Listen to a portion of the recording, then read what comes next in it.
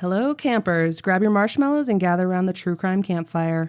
We're your camp counselors. I'm Katie. And I'm Whitney. And we're here to tell you a true story that is way stranger than fiction. We're roasting murderers and marshmallows around the true crime campfire.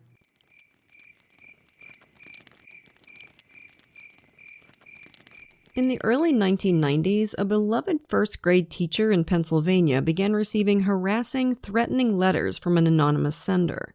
Her school principal, fellow teachers, and the parents of some of her students soon began receiving them too. As the ordeal wore on, the stalker slowly escalated from taunts to vile accusations and death threats, and then finally, violence. From early on in the case, the police thought they knew the tormentor's identity, but it took 18 months to finally gather the evidence needed for an arrest. The trial to follow would be one of the most bizarre the state had ever seen. The case took twist after twist before reaching a conclusion nobody saw coming. This is Chasing a Shadow, the Stalking of Joanne Chambers.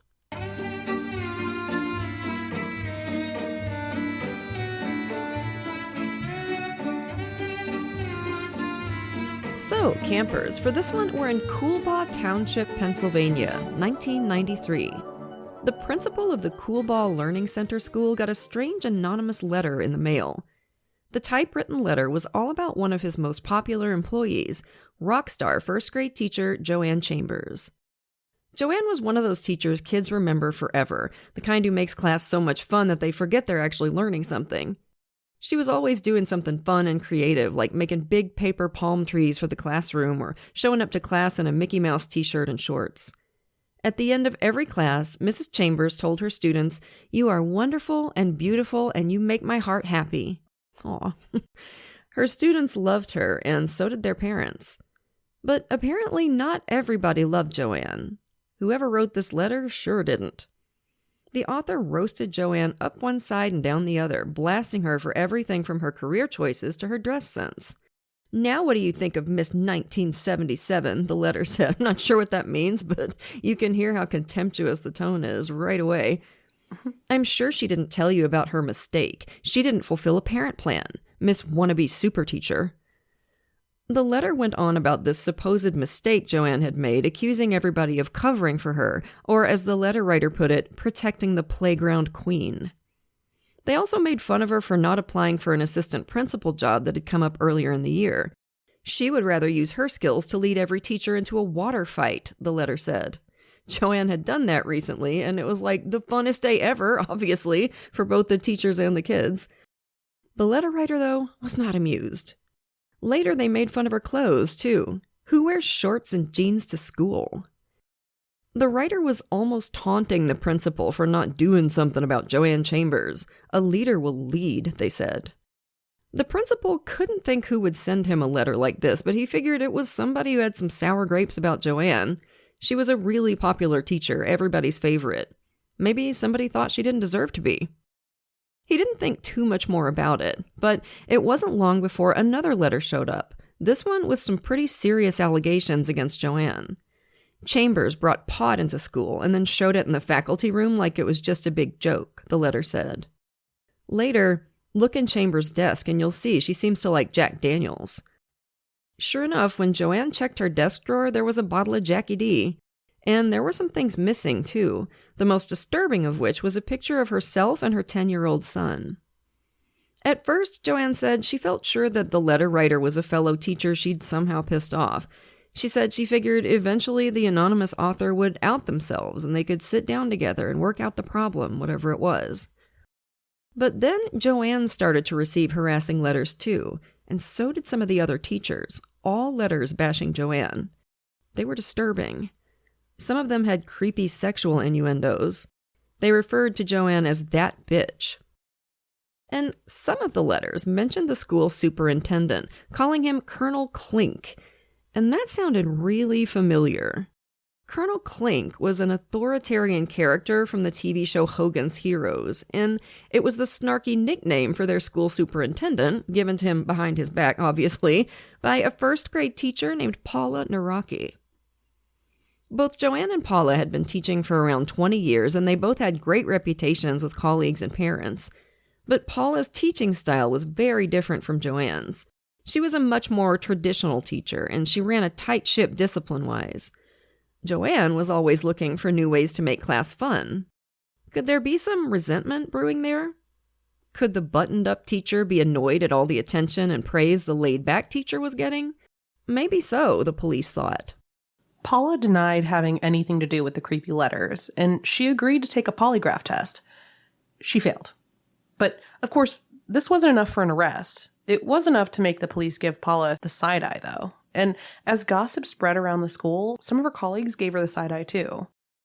One morning, Joanne sat down at her desk to start the day's lesson. She reached down to grab the seat of her chair so she could kind of scoot up to the desk, and when she did, her fingers touched something squishy. Oh, God. Yeah, it's exactly as bad as you're thinking. Somebody had smeared shit all over Joanne's chair. Letters are one thing, but shit on the chair is a whole new level of commitment to the cause. At that point, you gotta know somebody seriously has it in for you. They hate you enough to handle shit. Yeah, that's dark, man. I don't know if I've ever been irritated enough with anybody to bring poop into the mix. Ugh. Even worse, parents around town started getting letters too, and these had pictures to go with them. The letter writer had taken a cutout of Joanne's head and pasted it onto the body of a naked woman in a porno mag. What creeped Joanne out the most was the picture they chose was the one they'd stolen from her desk drawer. The one of her and her son. Ugh. One of these pornographic collages turned up taped to the window of a local store. And when I tell you these were graphic, we'll post a couple on social media if they'll let us keep them up. Like, we'll censor them. These were straight up porn pictures. There's one where the model is performing a certain act on a man.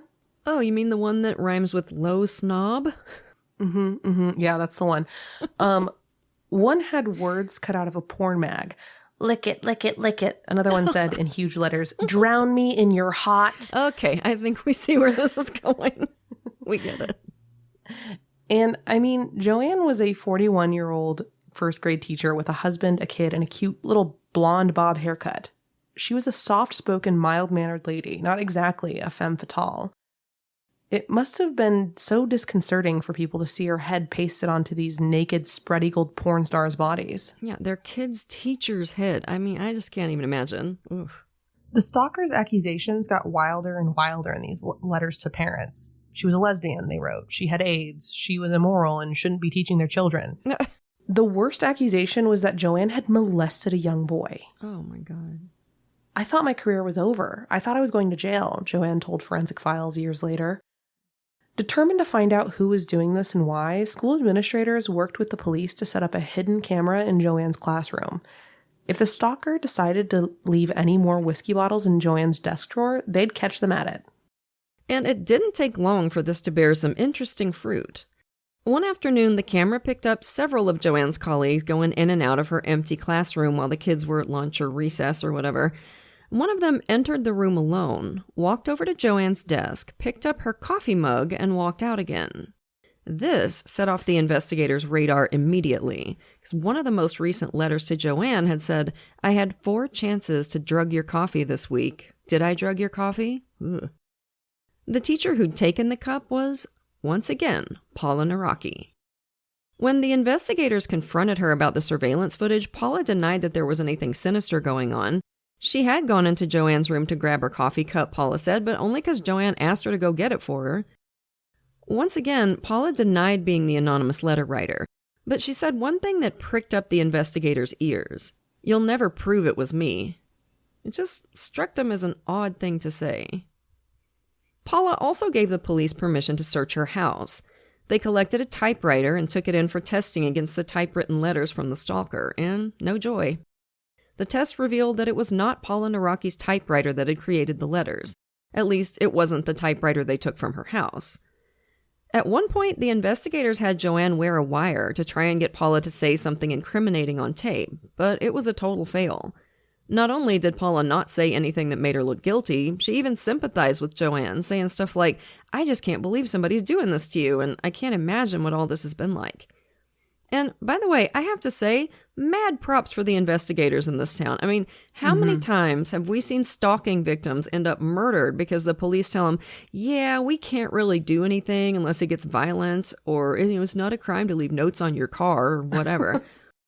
That attitude was especially common in the early 90s, so I don't know why this police department took this case so seriously, but I wish all departments would go this hard on stalkers. They got the FBI involved at one point, for God's sakes. That is just terrific. And the police response must have gotten under the stalker's skin. One afternoon, a bloody animal liver showed up in the school's mail, addressed to one of the investigators. Ugh. It was probably a chicken liver. Ew. The stalker wrote letters directly to the investigators, too, threatening to make things worse for Joanne if they didn't call off the investigation. Eventually, for her safety and to try to get the whole thing to die down, Joanne was transferred to another school. But this didn't stop the stalker. One day, a box showed up on the doorstep of the Cool Boss school, neatly gift-wrapped in pink paper. Inside was a Barbie doll.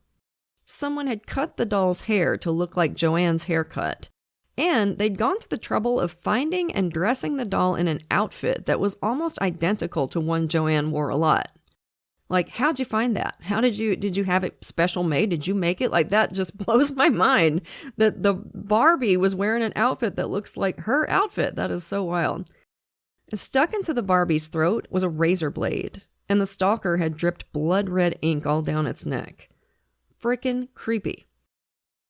As the months wore on, the letters got more and more threatening and vile. The letter writer threatened to grab Joanne when she least expected it, take her way out into the woods and torture her to death. You whore, I will make you pay. I can get you in one try. No one will ever prove it. They may not think so, but I'm smarter than all of you, you stupid bitch. You'll never prove it. Sounds familiar, doesn't it? Later, Joanne told the press that she started making a special point of saying goodbye to her husband before she left for work every morning. She wanted to make sure he remembered their goodbye fondly, just in case she didn't make it home. And it seemed like she was on the right track in thinking that. Before long, the stalker's threatening words escalated into actual violence. One afternoon, Joanne put her hand on her car handle to open the door and jerked it back in pain. Her fingers were bleeding. She bent down to look at the car door more closely, and to her horror, she discovered a razor blade taped to the handle. The cut took 8 stitches to close. Jesus. A few weeks later, Joanne got another anonymous note. It said simply, "You're sliced." Yeah. Another creepy picture showed up too. Joanne with red markers spattered all over her like blood. "It's not over," the note said. "You die." By November of 1994, the harassment of Joanne Chambers had been going on for a year and a half. There had been suspects, Paula Naraki chief among them, but nothing could be proven against any of them. And then, one day as she drove home from school, Joanne noticed a car following way too close behind her, bearing down on her. She tried to get out of the way, but the car stuck with her, inches from her back bumper. Terrified, Joanne tried to shake the car, but she couldn't get away. The other driver finally succeeded in running her off the road. As she was slamming on her brakes on the shoulder of the highway, Joanne looked over and saw the other driver fly past her. For a split second, she got a good look at who had been following her. Their eyes locked. It was Paula Naraki. No doubt in Joanne's mind. Paula had looked right at her. And that was it. After an 18-month reign of terror, Paula Naraki was arrested and charged with 100 counts of stalking, terroristic threats, and reckless endangerment of life, among others. If she was convicted, she could serve 5 years in prison. And people couldn't help but notice that after Paula's arrest, the harassment of Joanne Chambers stopped cold. Everybody went out of their way to support Joanne as she struggled to wrap her head around this insane turn of events. Even the school janitor did his best to cheer her up, stopping by her classroom to do his famous Elvis impression for her. That's how beloved she was at the school. Yeah, and this was probably the poor dude who had to clean the poop off her chair, so bless his heart all around, right? Yeah, there's a tidying theory I like, where that you take an item, and if you decide that you'd wash it off and keep it if it was covered in poop, it's worth keeping. Isn't that great? And to me, I don't think I'd keep anything. I don't think I'd keep my flippin' wedding ring if it was covered in poop. Yeah, to me, office chairs don't fall under that, but I know school budgets are tight, so. Like, I would just throw it away. That's a biohazard. Hose it off, burn it. Gross. Meanwhile, Paula Naraki's life had become a living hell. She and her husband were hounded by media. Other teachers refused to sit with her at lunch. At a baseball game, a whole group of her colleagues were very obviously cold-shouldering her.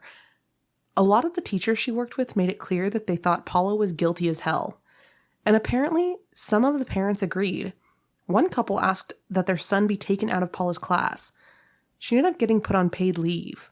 Her husband Leonard told the Morning Call newspaper that they felt like they didn't have a friend in the world. But Paula wasn't going to go down without a fight. Calling the charges ridiculous and absurd, she hired a top-notch defense attorney and a private investigator. She told them both she wasn't guilty. They both figured she was probably lying. Paula sat them down and asked if they could get permission to do a DNA test on one of the stamps and envelopes from the stalker.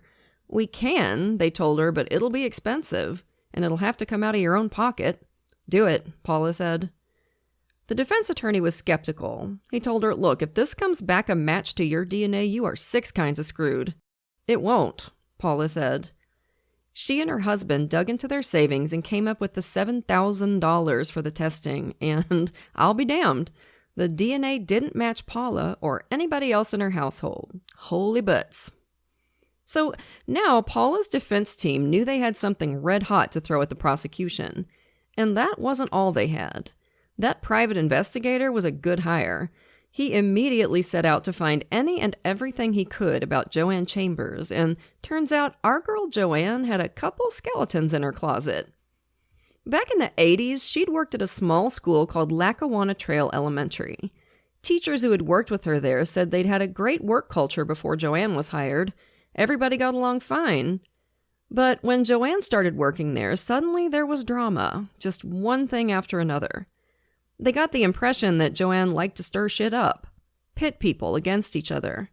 This was a really small school. There were only like 6 or 7 teachers working there, so a manipulative person could do a lot of damage. And damage Joanne did, according to her former colleagues.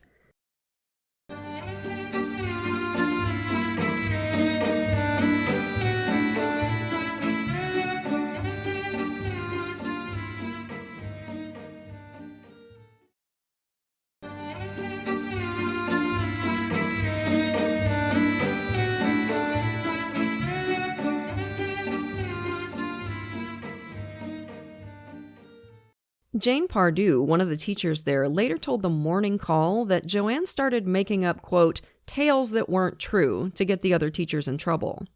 She'd run to the school superintendent with these stories. She said she'd been receiving upsetting phone calls, creepy sexual stuff, threats. She was afraid for her life. Several other teachers had told her they were going to set her house on fire. And most interesting of all, she claimed that somebody had smeared poop all over her chair and desk. Now, we've heard that one before, haven't we? It's worth noting that Paula Naraki didn't even know Joanne at this point in her life. At one point, the school principal at Lackawanna had summoned all the teachers to the faculty lounge to grill them about who was harassing Joanne. It has to be someone in this room, he said. He thinks he's in Knives Out or some shit. Nobody spoke up, and everybody just got the hell out of there as fast as they could after the meeting. Joanne's fellow teachers weren't the only ones who'd been caught up in the whirlwind of drama that seemed to swirl around her wherever she went. Police in the town where she used to live reported that they'd been called out about a dozen times to Joanne's house for burglaries, little fires, things like that. Always something kind of bizarre, with investigations that led nowhere. And apparently, these weren't the only bizarre stories Joanne had told friends and colleagues. In one, a fire broke out at Marywood College where she went to school, and she had to jump out of a window to save herself from the flames. She broke her leg in the process, she said. But to another colleague, she said she jumped out the window to escape from a convent full of sinister nuns who were trying to keep her there against her wishes. Okay, those both can't be true, Joanne. So, which is it? I mean, like, unless the nuns were also on fire and she neglected to mention it, but I don't know. Flaming nuns, run! Flaming nuns. It's the name of my punk band. Paula and her defense team were stunned. All this seemed to point to an inescapable question. Could this woman have been stalking herself all this time? Was that a thing people did? Yeah, for me, this clinches it. If she's told the same kind of stories before at another school before she even met Paula Naraki, then that's about as damning as it gets for me. Yeah, I saw someone call this Munchausen's by Stoxy. Yeah. Which is That's delightful. really good. But it gets worse for Joanne, that is. Much better for Paula. They already knew that the DNA on the stamps and envelopes didn't match Paula or anyone else at her house. Now that they suspected this whole thing was a frame-up, they wanted to see if the DNA matched Joanne. But how could they get a hold of a DNA sample without cluing Joanne into their suspicions? I mean, these weren't the police. This was Paula's PI. It's not like they could just apply for a warrant. So they used a tried and tested police technique. Very specialized, very technologically advanced. They went through Joanne's trash. See, legally, once you put your trash out on the curb, it's not yours anymore. It's fair game for anybody who wants to rummage through it. So Paula's defense team skulked around Joanne's house until she put out her garbage and snuck up and yoinked it. And they managed to find several things that would do nicely for DNA testing. Some earwax on a Q-tip, ew. Some snot, also ew. And a couple of napkins. They sent it all off to the lab to compare to the DNA from the stamps and the envelope flaps. And I know y'all aren't going to be surprised at this point. The DNA was a match. It wasn't a perfect 1 in a trillion match, but enough for the defense to make a strong argument that Joanne was the one who had licked those stamps. So, as you can imagine, Paula and her defense team assumed this would be it. The prosecutor would drop the charges and Paula would go back to her regular life. But no. Whether because they really still thought she was guilty or because they just couldn't stand admitting they were wrong, the prosecution decided to go ahead with the trial. Good Lord. At first, things seemed to be going Joanne's way. The jurors could be heard whispering stuff like, "Oh, that poor lady," as witnesses described the creepy letters and pornographic pictures they'd received. But it started to turn with the introduction of the defense witnesses, especially several of the teachers Joanne had worked with at the Lackawanna School in the 80s, who testified about the tall tales she told them back then, the harassment she claimed to be experiencing years before she ever met Paula Naraki, the poop-covered chair. What were the odds that she'd had 2 different tormentors at 2 different schools a decade apart, and that they both decided to smear poop all over her stuff? Right, like, come on, it just didn't pass the smell test. Ew, Sorry. So, confronted with the DNA evidence, Joanne Chambers still denied faking the stalking campaign against her. She had an easy explanation for the DNA. During one of her meetings with the investigators, she said they'd left her alone for a few minutes with some of the evidence. She'd picked up one of the envelopes and the stamp fell off it. She said she tried to reattach it by licking it and sticking it back on the envelope, but it wouldn't stick. So she stuck it back on with a glue stick she had in her purse. Not an unlikely thing to have in your purse if you're a first-grade teacher, I guess. But a forensic scientist testified that this was highly unlikely. She didn't find a trace of glue stick-type glue on the stamp. Paula took the stand in her own defense, and it didn't take long for reporters who were watching the trial to notice that the jurors seemed to be believing every word she said. At one point, Paula's defense attorney asked her, "Do you think Joanne Chambers has been harassing herself?" Paula said, "Yes." A couple of the jurors nodded slightly. After a trial that lasted a little less than a week, it only took the jury 2 hours to acquit Paula Naraki of all charges. She cried. On the way out of the courtroom, several of the jurors went up to Paula and hugged her, told her how sorry they were that she'd had to go through this. Joanne Chambers left the courtroom without any fanfare. So Paula's name was clear, but in addition to the emotional trauma the case had cost her, she and her husband had spent over $100,000 on her defense. Youch. Media were all the way up Paula's ass after the acquittal, and she hated it. She was on Dateline, movie studios reached out with offers to buy her story, trash TV shows like Jerry Springer, Lisa, and Maury hounded her. Now, some people might be into that sort of thing, might want to bask in their 15 minutes of fame, but that wasn't Paula's style. She just wanted everybody to leave her and her family alone. But that wasn't all she wanted. She also wanted to teach both Joanne Chambers and the Pocono Mountain School District an unforgettable lesson. She was super pissed at the school, especially because even after her acquittal, they put her through a whole internal investigation for immoral conduct and negligence in violation of the school's employee code, and her job was at stake with that. They found her innocent too, but damn, was that really necessary after the trial? So Paula sued. She sued Joanne personally, and she sued the school district, and she made out like a bandit. From Joanne, she was awarded $25,000, and from the school district, whoo boy, she got $600,000. Ooh. Damn, and that's in 90s money too. And good for her, honestly. She went through absolute hell, and so did her husband and her kid. She lost friends. She had to deal with her name in the papers all the time, everybody thinking she's a violent psychopath. I mean, she deserved some compensation for that, if you ask me. As for Joanne Chambers, she's never been charged with any crime in relation to the 18-month stalking and harassment campaign. In fact, she went right on teaching for years. By all accounts, she was really good at it. So why did Joanne, allegedly, do this? Was it just for attention? Was she fully aware she was doing it, or could she have done all this in a sort of fugue state? Was she delusional? Did her husband know or suspect? There's actually a decent-sized body of literature about fake stalking, and I went way down that rabbit hole while I was researching this case. It's really interesting stuff. For example, researchers have identified 5 subtypes of people who fake or falsely report stalking. There are the ones who are actually delusional, like they really believe they're being victimized. There are those who have actually been victimized by a stalker in the past and become kind of oversensitized to the point where they feel like people are stalking them. Like, if a friend they haven't spoken to in a couple of years reaches out on Facebook, they'll freak out thinking the person's obsessed with them. Then there are the role reversal fakers. They're interesting. These people are stalkers themselves. They're the ones doing the stalking, but they claim to be the victims, usually to divert attention away from their own crimes. I've seen that before. Mm-hmm. There are the malingerers who fake victimhood for some kind of personal gain, money, stuff, getting out of some kind of trouble or responsibility, something like that. And last but not least are the factitious victims. This, I suspect, is the kind we're dealing with Miss Joanne.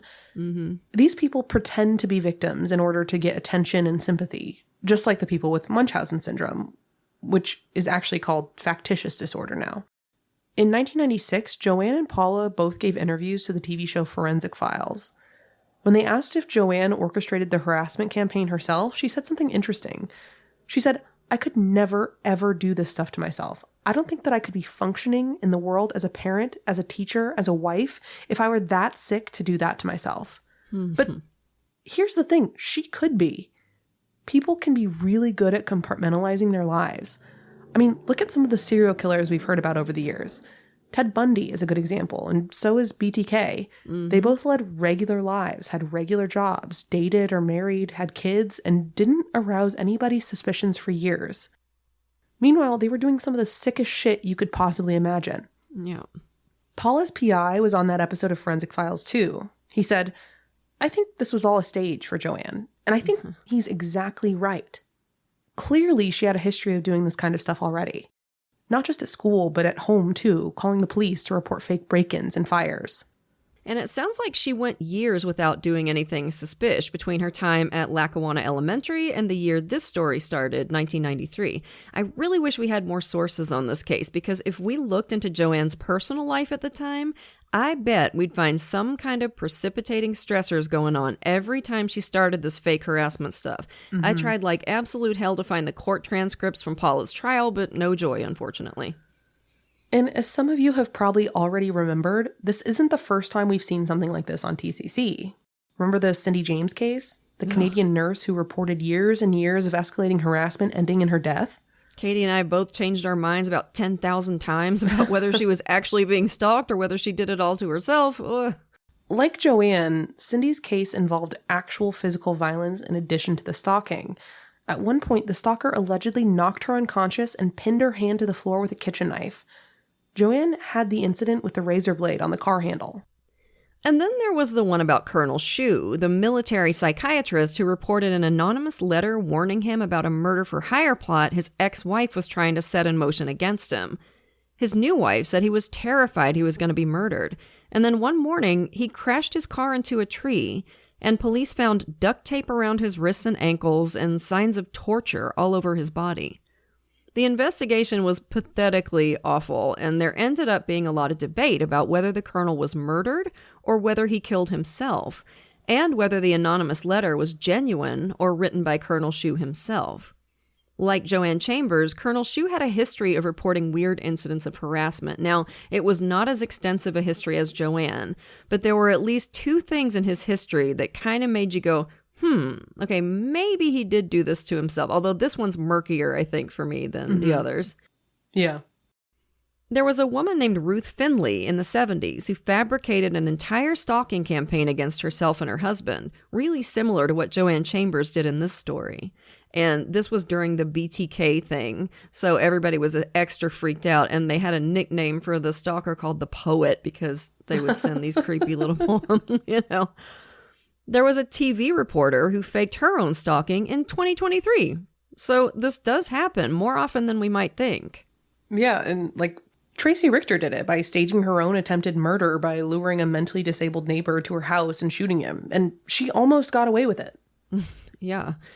She'd be one of the malingerers, I think, like just doing it cynically for some kind of gain. So creepy.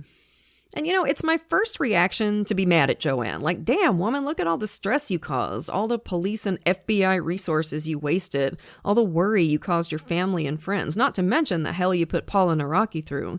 She could have gone to prison for your dumbass.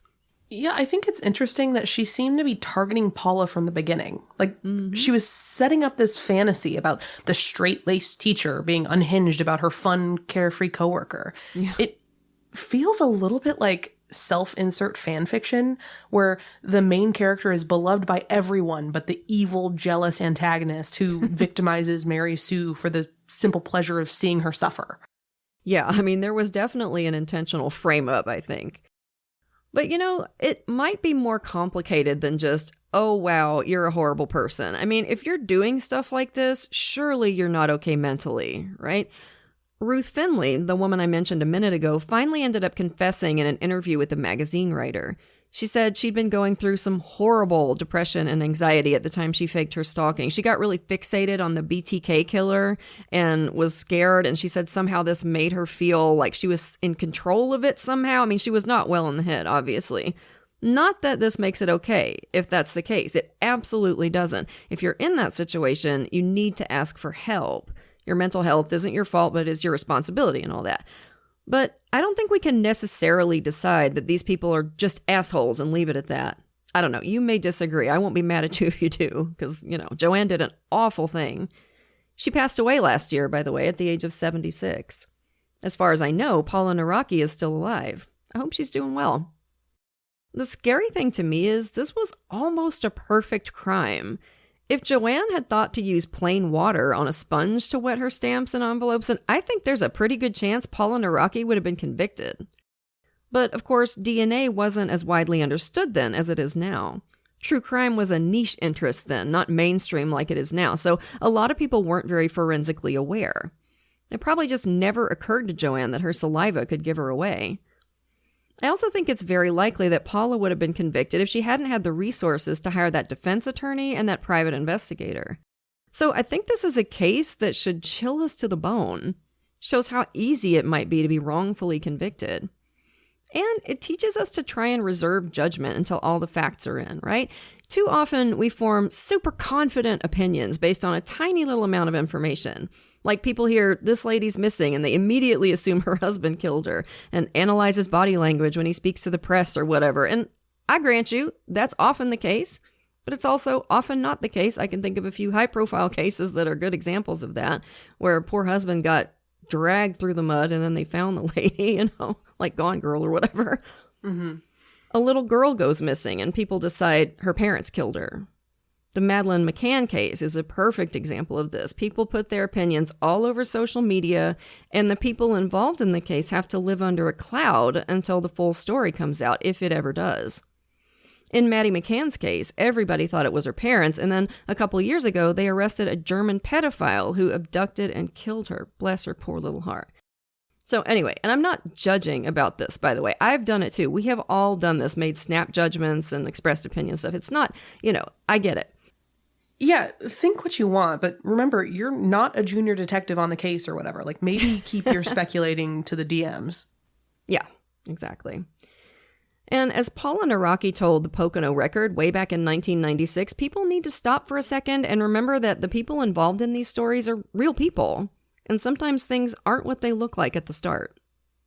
So that was a wild one, right, campers? We'll have another one for you next week. But for now, lock your doors, light your lights, and stay safe until we get together again around the True Crime Campfire. And as always, we want to send a grateful shout out to a few of our beautiful Patreon supporters. Thank you so much to Rebecca with 1C, Boston Gal, Jen, Chelsea, and Michael. We appreciate y'all to the moon and back. And if you're not yet a patron, you are missing out. Patrons of our show get every episode ad-free, at least a day early, sometimes more, plus tons of extra content, like patrons-only episodes and hilarious post-show discussions. And once you join the $5 and up categories, you get even more cool stuff. A free sticker, a ratty enamel pin, or fridge magnet while supplies last, virtual events with Katie and me, and we're always looking for new stuff to do for you.